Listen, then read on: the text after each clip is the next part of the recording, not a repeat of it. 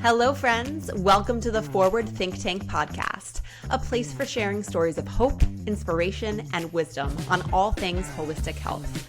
I'm your host, Jamie Mazza, a holistic health coach and lifelong dancer. After being diagnosed with a rare thymic tumor and autoimmune disease, I am on a mission to fully, radically heal. Tune in as I share stories from my personal healing journey, interviews with forward thinkers and healers in the wellness industry, and stories from incredible humans who have gone through their own health challenges and continue to move forward in hope. Thanks for tuning in. So grateful you're here.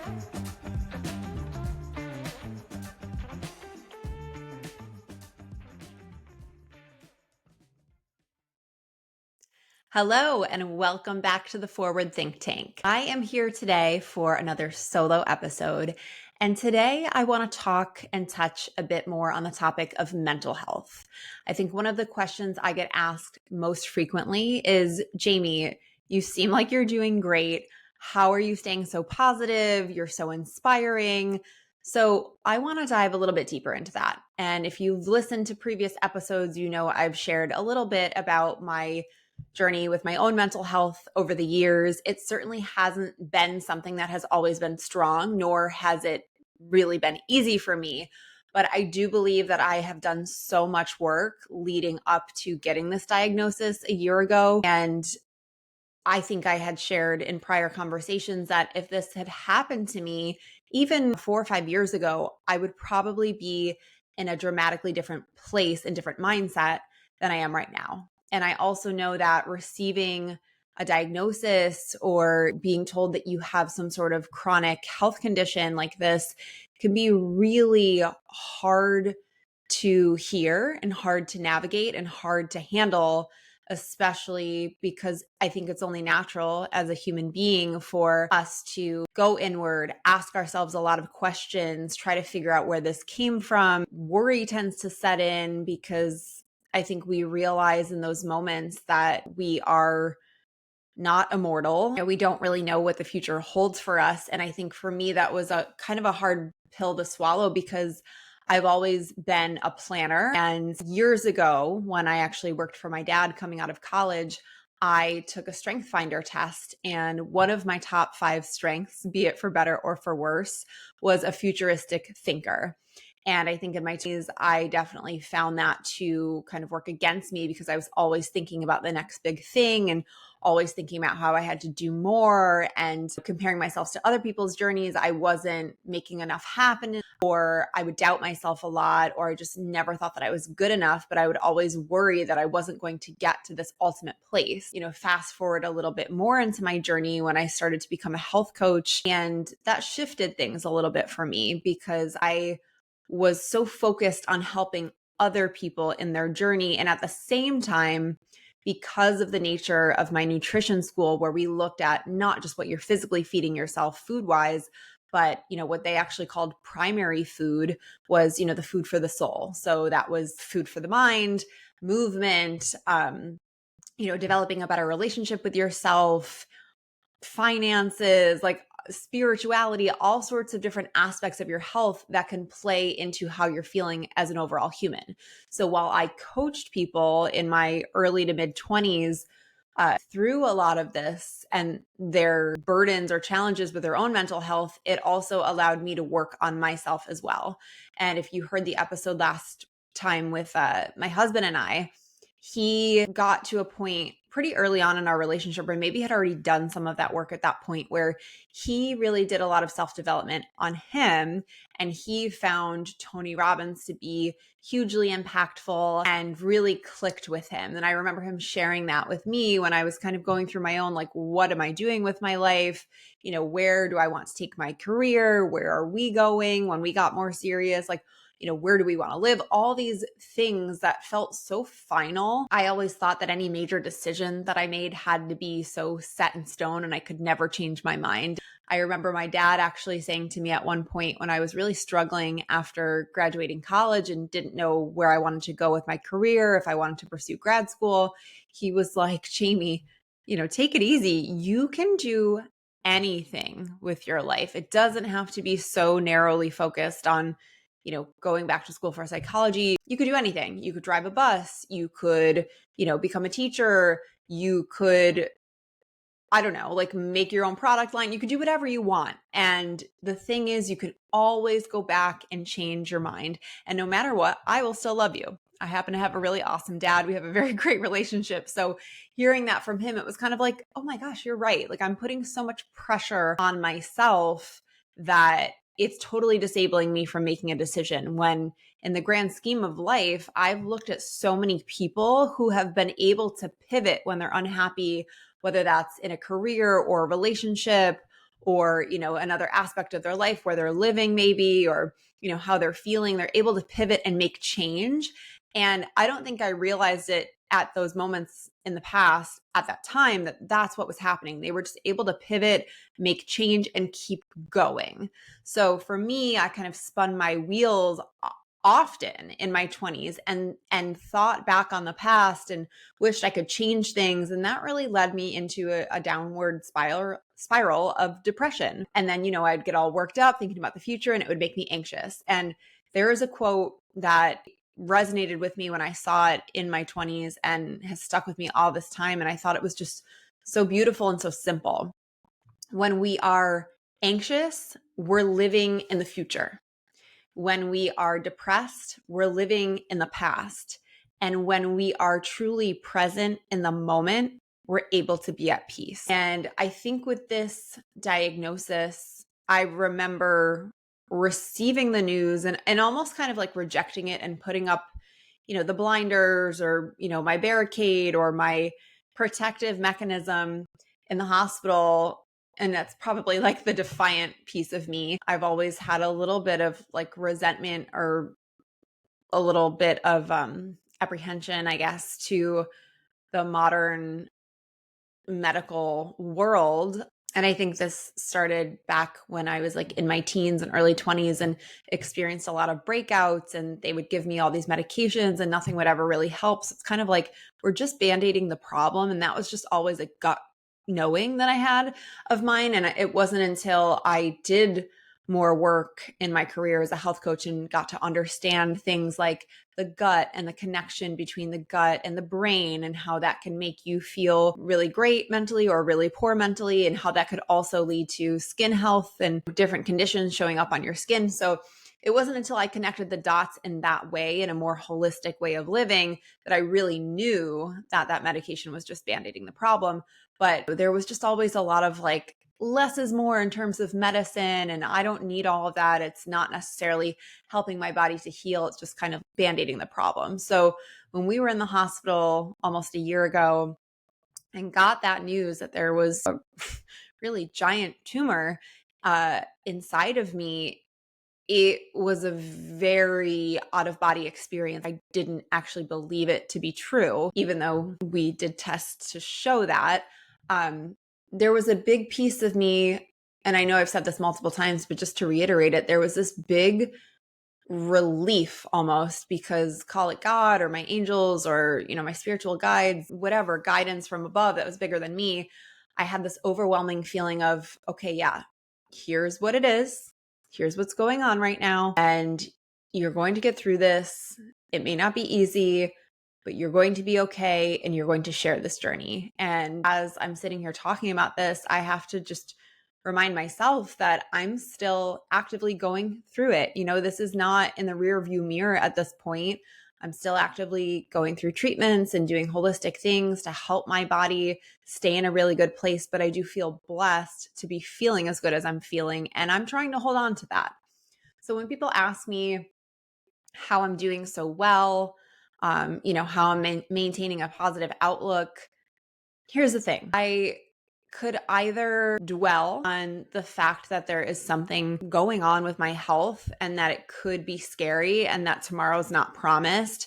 But what does that do? Choosing to fill my mind with those thoughts is a choice. And that would really fill me with fear, with insecurity, with a lot of uncertainty. And that would spiral me into having negative thoughts and feeling bad about myself, and probably disabling me from wanting to socialize and connect with other people, because that's all that I'm that's what I'm running on autopilot, is just those negative thoughts that are not serving me.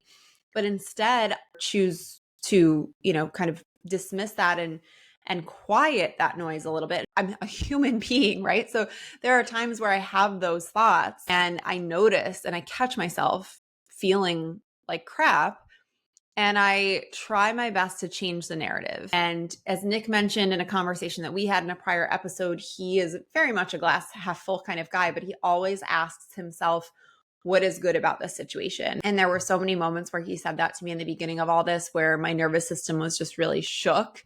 And I was, very much in a state of disbelief that this was happening, and just so upset because we had been trying for years to start a family, but maybe that was also God or whoever's way of showing us that, like, we need to correct this issue before we can even think about starting a family. Or maybe this is the reason why you've been having so much trouble.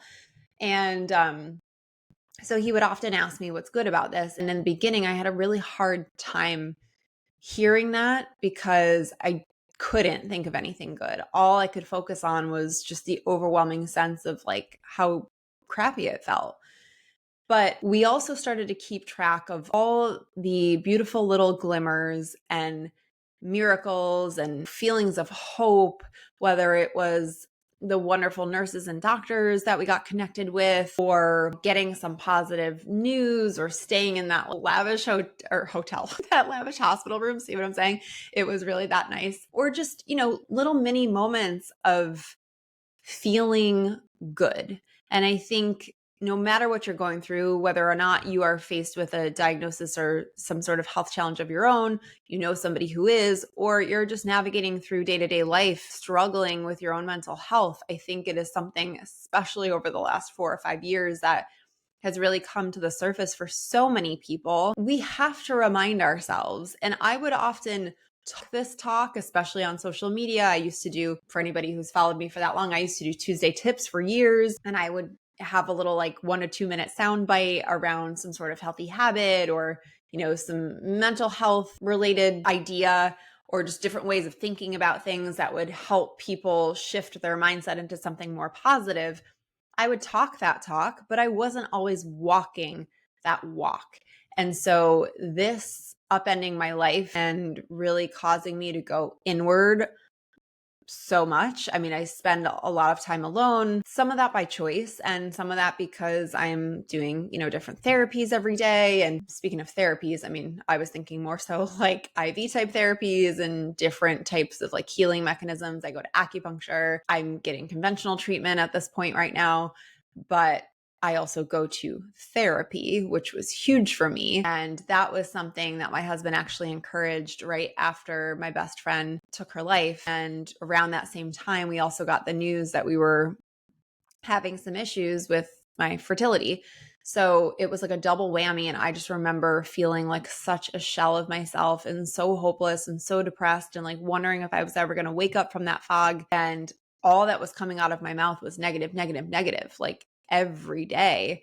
And it got to the point where Nick, thankfully, as a good supportive partner, was like, listen, I think you need to talk to somebody who is unbiased, who is not me, so that they can help you navigate all of this, and that we can separate, our personal life and our relationship from everything that's going on.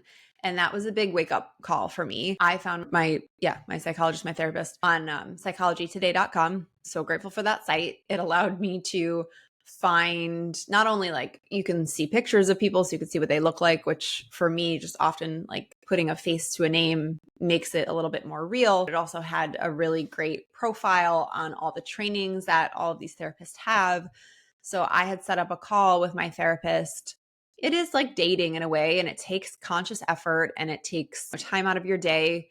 But if you find the right person that jives with you, it can make a world of a difference. And so I was supposed to have, I think, a free 15-minute consultation with my therapist just to see if we were a right fit for each other, so we weren't wasting either of our time. And she ended up giving me 45 minutes of her time. Just the way she operates is, I think, very unique. She has so many trainings under her belt. Hopefully I'll get her on the podcast one day so we could talk a little bit more specifically about her training and how she works with people, not only is she a therapist, but she's also a coach. So as a coach, I needed my own coach to get myself out of my own way. So a lot of the work we've been doing over the last 4, almost 3.5 or so years has really helped set me up to stand a little bit more firmly in who I am and help shape my confidence as a person. Not only that, but over the years, I've worked with a couple of different acupuncturists. One was more fertility focused, and we worked remotely. That was the first time I had ever heard about the term emotional inflammation and how our thoughts can actually cause a ripple effect of inflammation in our body.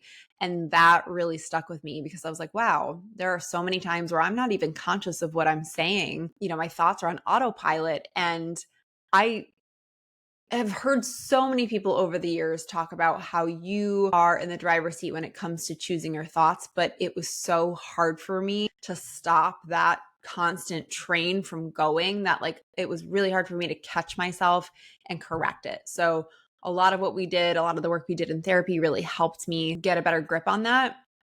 And then I also think people that I've listened to, whether it be courses that I've taken. So Marie Forleo has been a huge inspiration for me. For anyone who wondered where Tuesday Tips came from, at a point in time, I was doing Tuesday Tips every single Tuesday for 4 or 5 years. She has a Q&A Tuesday on YouTube, and she is more of a business and marketing mentor, but helped me get my coaching business up and running. At the time, I'd gone through a training of hers called B School, which I still reference from time and time again because I have lifetime access to it.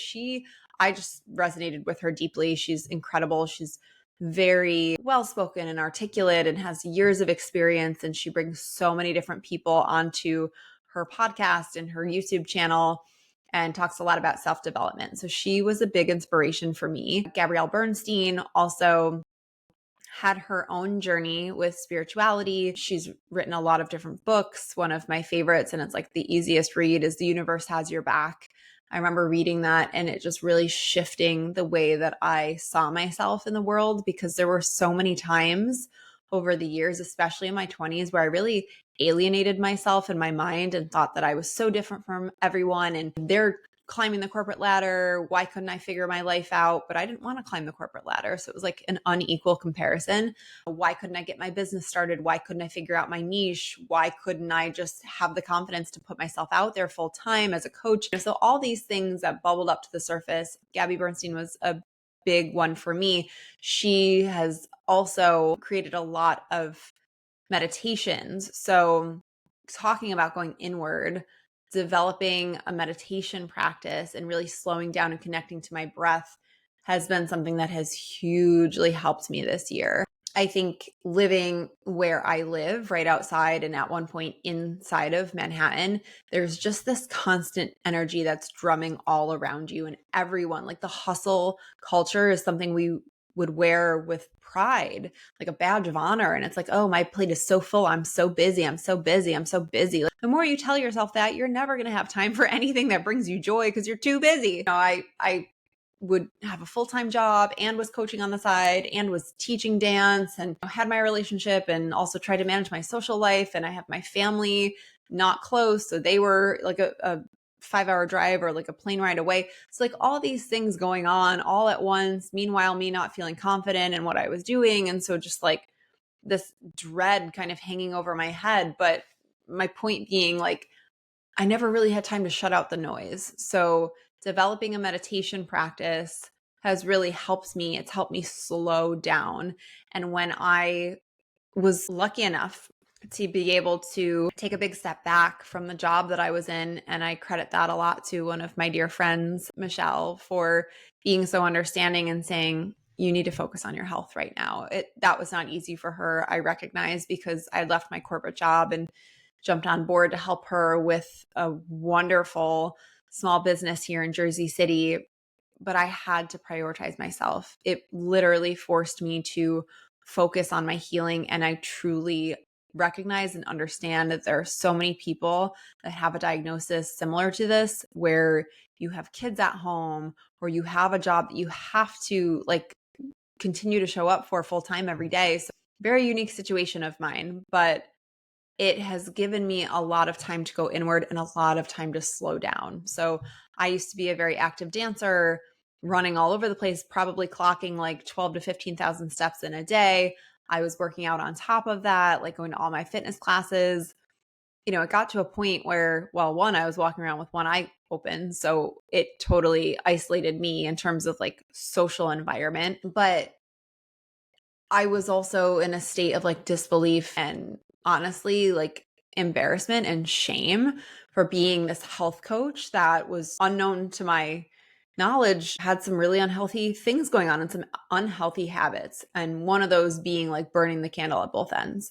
I really slowed down a lot. Have a practice every morning of doing either some sort of breathing exercise or morning meditation. So Louise Hay has been a big one for me very recently. I have a friend who also has a podcast, and she's a small business owner of her own. My friend Devin encouraged me to listen to Louise Hay's You Can Heal Your Life. And my God, did I need that book like 15 years ago. So much of what she says I resonated with. If you don't know her story and you're not familiar with her, she healed herself, I believe it was from ovarian cancer, but she had a lot of things that happened traumatically in her life and was brought to this point with her diagnosis where she had to make a lot of change. And there are some tangible exercises in that book, which I truthfully still want to go through and work on myself, but we're constantly a work in progress. And so reaching for the positives every day as much as you can, it's like a training. Every morning now, honestly, I wake up and I thank God that I'm alive. I thank God that I'm awake. I thank God that I can breathe. I thank God that I can move. And these are things that we all take for granted. We often are waking up, shutting off our alarm, really grumpy. We reach for our phone or we're getting bombarded by the needs of others. So having even just like 10 seconds of peace and quiet and acknowledging the fact that you are awake and it is a miracle in itself is a beautiful thing.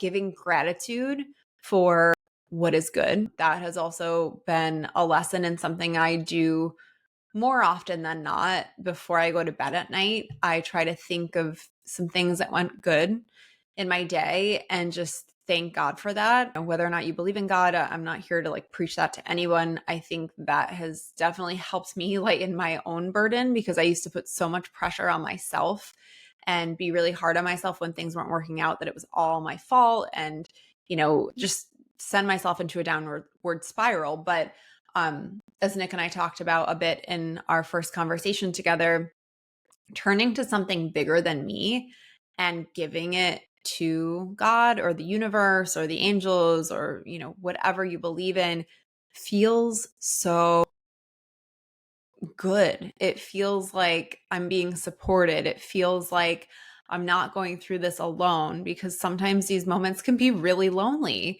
I have been fortunate for social media to be able to connect with other people who have gone through their own diagnoses or people who are still going through it. And it's helpful to talk to those people because nobody really understands unless you've been through it.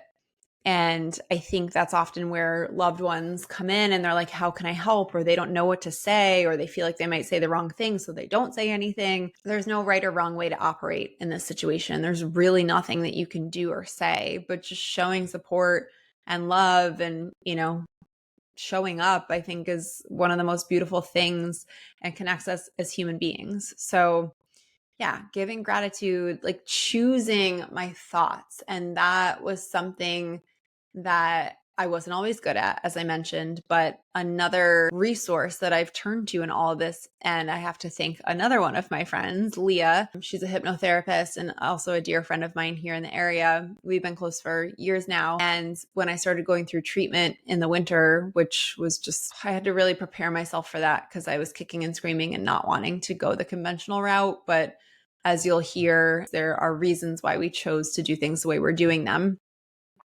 And I really had to mentally prepare myself for that. I resisted it. And I don't think that created a good, harmonious environment for my body to be able to receive that and use it as a healing tool. So Leah had sent me a couple of Dr. Joe Dispenza's meditations, a morning and an evening one, and they were long. They were like 35 minutes long, but I'm like, what else do I have to lose? So I would often listen to those during treatment. I would listen to those in the morning, when I'm going through my hyperbaric oxygen chamber and I have time, I listen to that, and it's really reprogramming your mind, your conscious mind. It's examine it, in that exercise, you examine your thoughts and you bring to the surface the thoughts that you are having on autopilot that aren't serving you, that you no longer want to think about. And what he says is those thoughts, and this is fact, really, and it really set in when I started to listen to this, those thoughts create behaviors, because thoughts are just stories that we're telling ourselves, as he says.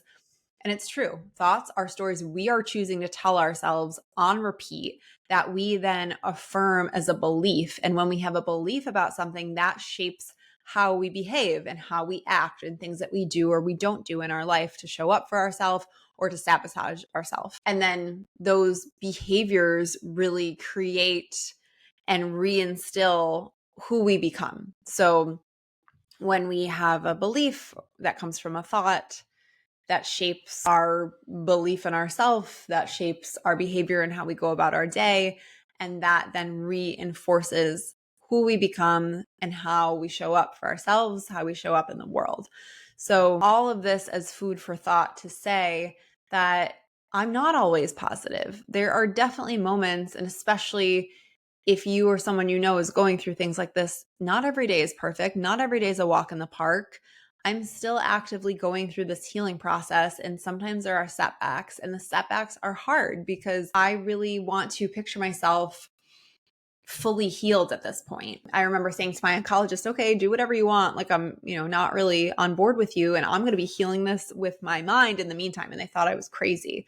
But I do believe that on some level, what then allowed to brew in my body has an emotional layer as well. So the more I can peel that back and the more I can heal that trauma and heal those thought patterns and really correct my health for the better, it's going to have a ripple effect energetically on every cell in my body. And that, in addition to the food I'm eating and the therapy I'm doing and the movement and all of that, I do think that's all part of the healing process. What is great about conventional medicine is that, here's a perfect example of me choosing a positive thought, because conventional medicine is not something that I normally lean into, but there is a time and a place for it. And there are people who are experts in those fields, hopefully who are doing research. And unfortunately, in my situation, this is a very rare thing. So it's not as common as something like breast cancer or lung cancer or even colon cancer, where there's just more cases out there. So there's more being studied and there's more research behind it. So they can say, well, in this many cases, this has worked. That was kind of unique for me, which I think did put me in the driver's seat to make my own decisions. But with conventional medicine, it's like, okay, well, here's the medication you're going to take and let's monitor and see what happens. It doesn't look at you as a whole person, or often even as a human. It's just like looking at the tumor, looking at the unhealthy cells and trying to get them to die off or shrink. What I love about the naturopathic approach that I'm taking with the metabolic approach and my naturopathic oncology team is they look at me as a whole. They look at me as a human. They look at everything that I'm feeling, doing, how I bounce back from these treatments that I'm on, what other treatments I can do that can support my level of healing, help my body detoxify, help my body to reduce inflammation, which can be a big driver of cancering process. And, there's so many supplements I'm taking to target what's going on. So like they're really looking at me from like a holistic approach, which is totally how I operate. But yeah, so there's so much happening, and it's completely understandable to get overwhelmed. And as I'm saying that, I'm like reminding myself of that, because there are some times where I get overwhelmed. I'm not always perfect. You have to remind yourself that what you're seeing on social media is just the highlight reel. So it's a very fine line of sometimes feeling great and sometimes not feeling great. But I think you need to honor that. So if you are going through something serious, or even if you're listening to this, like, yeah, I have a lot of issues with my mental health. When you feel emotional, let yourself let that out in some sort of way, whether that it's physical tears. I mean, that is a sense of relief to your body. Your body's bringing that emotion to the surface for you to express it, not to internalize it. So whether that is letting out a good cry, talking to a therapist, moving your body, like channeling that into like some physical energy to let out, creative writing, creating music. For me, it's dancing, like whatever, or, talking to a loved one that you trust, whatever it is to be able to also like express those emotions, journal, like let it out. That also is part of the healing process. So it's never going to be perfect. It's never 100% positive all the time. We are all works in progress.